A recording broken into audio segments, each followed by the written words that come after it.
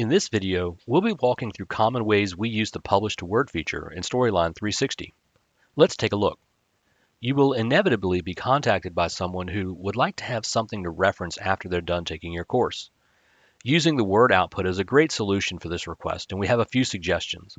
First, after publishing the course to Word, we like to go through the document to do some cleaning up.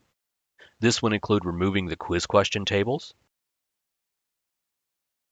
adjusting the spacing throughout the document if needed, and possibly even removing the footer to make the document as clean as possible.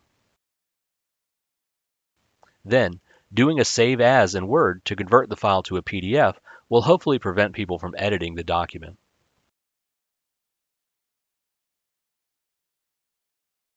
Finally, including the document in the Resources tab of your player is a great way to allow people to access and download it.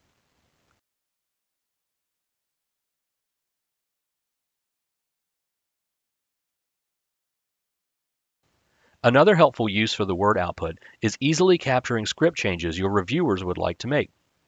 One reason we always include our course script in the Notes panel below the slides is because we know those notes are included when publishing to Word.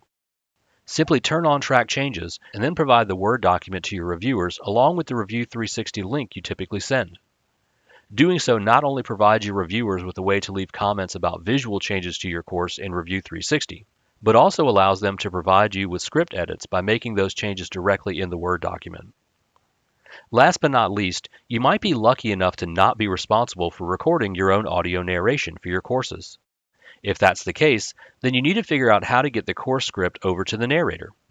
When using the Word output in this situation, we typically remove all of the slide images from the document so that we're only left with the text. Just make sure you instruct your narrator to record a separate audio track for each slide and layer, so that way you don't have to break up the audio files later. Well, that's all for this video. Hopefully this has sparked an idea about how you can make better use of the Publish to Word option in Storyline 360.